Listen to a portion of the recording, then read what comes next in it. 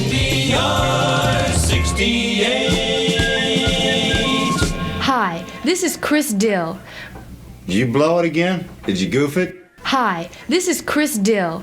My dad, the sexiest man in the world, is the morning man on KNBR, and I'm a member of the Santa Fe High School music department. We need money for our spring concert tour, so we're throwing a dance for adults. We'll have live music for the over 30 but still swinging set. Come on by and help out a younger person. Carter B. Smith and KNBR 68. So I was working the morning shift with Don Sherwood over at KSFO when Frank rolled into town on his obscene pickle. Soon after working with Sherwood, I found myself over at KNBR with Frank and Mike Clary and Dave Niles and Les Williams. Hey, it was the 70s, man. And did we have a good time? Oh, amen. KNBR 68. Let me just say that this entire thing is a total frapping disgrace. I mean, an absolute disgrace, and I don't know why I'm even recording this. Frank Dill, a man who is just about hitting his stride, just about hitting his prime, that he is retiring, this blows my mind. And Frank, if you will realize that you are setting a bad example for the other senior members of the broadcast industry in this market, and that stress is going to be put on all of us by you retiring, I hope before the end of this night you're going to rethink all of this. Hey, Frank. Huey Lewis again. Change your mind yet? Frank, listen really closely. You're making a mistake. Change your mind. There's a lot of us here in the Bay Area that wish you would. KNBR 68. Frank and Mike in the morning. I've worked for several radio stations during my career in broadcasting, but I have to say I never had as much fun as the years at KNBR. This is Ron Reynolds. I was KNBR's program director during the late 1970s and early 80s, and I'm very pleased to say that I had a part in putting Frank and Mike together as a team. KNBR 68. Back in those days, Mike's shift followed Frank's, but the fun they started having together from one shift to the next made it a natural to put them together full time, and so we did, and the chemistry was great. They were always playing practical jokes on each other. For instance, remember, Frank, the time that you arranged to have a bunch of very pregnant KNBR listeners pose as former girlfriends of Mike's, and to meet him and his girlfriend at the airport when he returned home from Hawaii. San Francisco, and Ron Lyons, KNBR 68. And after serving our armed forces in Sacramento, I returned to KNBR in 1979, where something very important happened.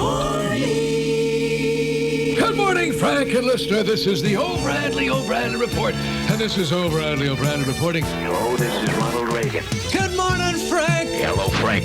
This is George Burns, and I'm listening to your show from my mansion in Beverly Hills. I'm watching Rhoda Barrett exercise. Good morning.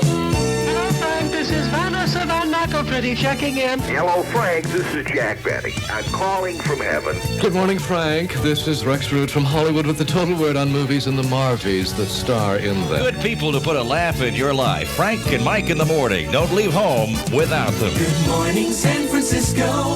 No matter what you need. Those truly were the good times. We had a lot of fun at the calendar parties, the feature film The Day of the Tuppet with listeners, the bathtub regattas in the Oakland estuary, and those long programming dinners down at Fiore Italia with Bill Dwyer, where we would all lie about how much we love those editorials. KNBR 68 in San Francisco.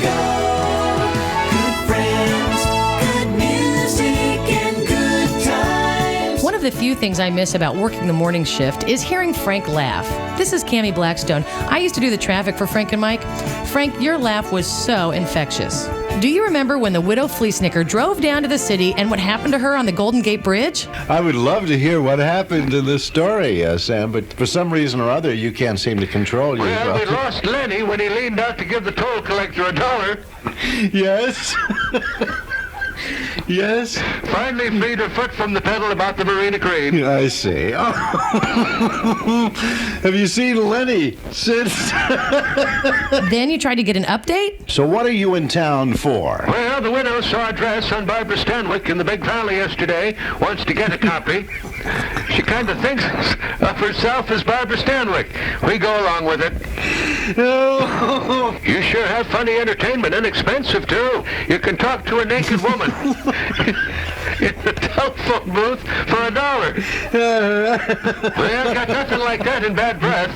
Well, that ain't exactly the truth. What do you mean?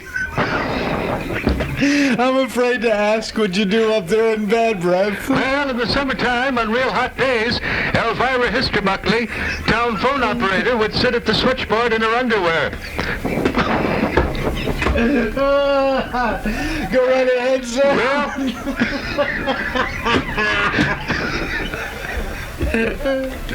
Go ahead. Well, sometimes she'd leave a pail outside the window, and you're supposed to contribute if you peeked in. And then there was the time Frank and Mike were doing a live commercial for a computer store or something, and Frank kept accidentally referring to a CD as a compact dick. Frank, you had us all on the floor. Your laugh sure is infectious, but then so are your tears.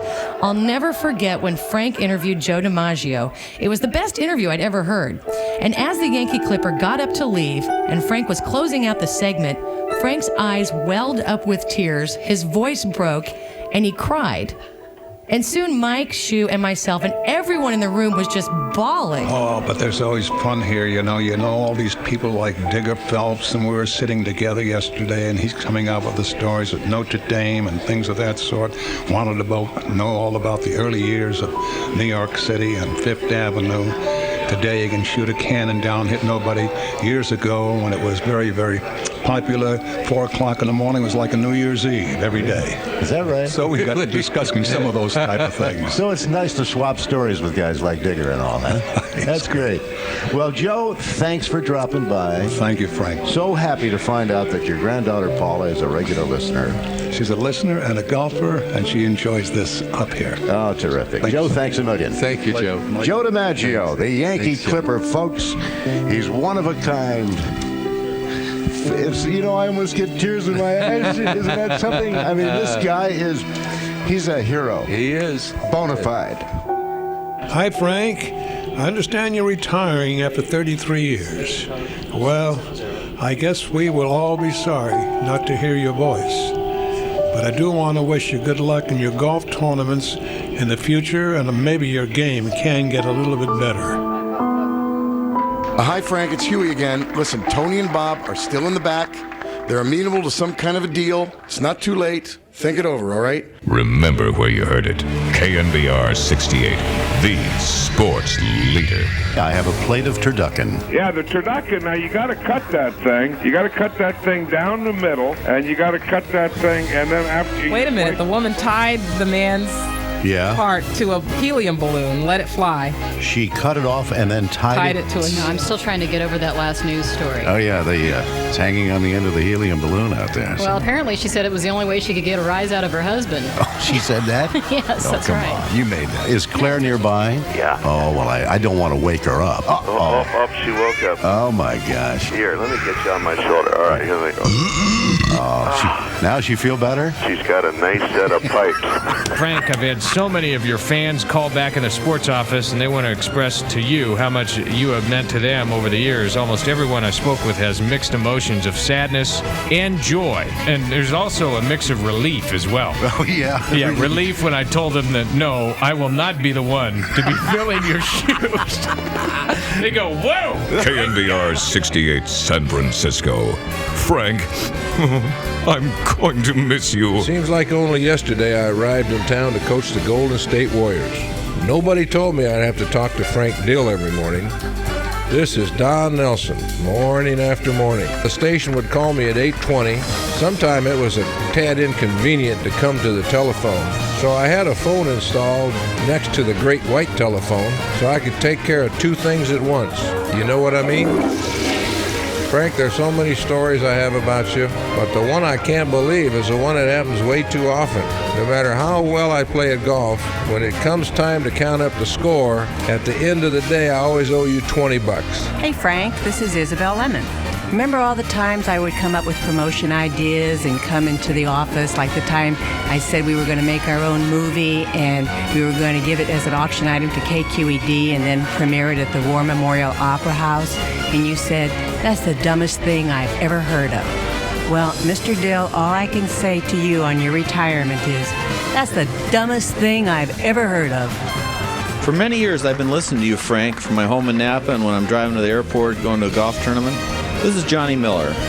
Frank, I felt like I knew you. I knew you well because I've listened to you so many years over the radio. And when I finally got to play with you out at Silverado, I'd heard that you were not a bad player and obviously super avid about the game and a pretty good putter. But little did I know that your putting was outstanding, and you made everything you looked at that day. And most of all, Frank, I appreciate who you are and what you are, and what you brought to the morning show, and how nice a person you are. And Frank, there are many of us you've touched over the years. Frank, I join with your thousands of fans in wishing you the very best of everything as you head out to the first tee of what is bound to be a great retirement. Congratulations, and you and Mary have a great life. Frank, congratulations on your retirement. It's been so great working with you all these years. I'll see you in Maui, hopefully, with a low handicap. Frank, I am so grateful I got the chance to work with you. I thank you for the opportunities you gave me, your encouragement, your wisdom.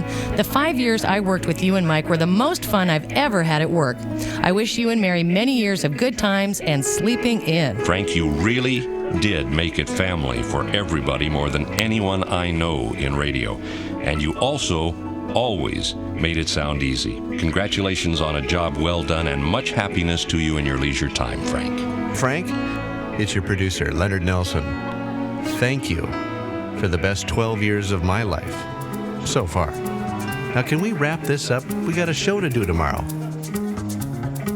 Frank, it's Huey. This is the last chance, man. You got a couple more minutes.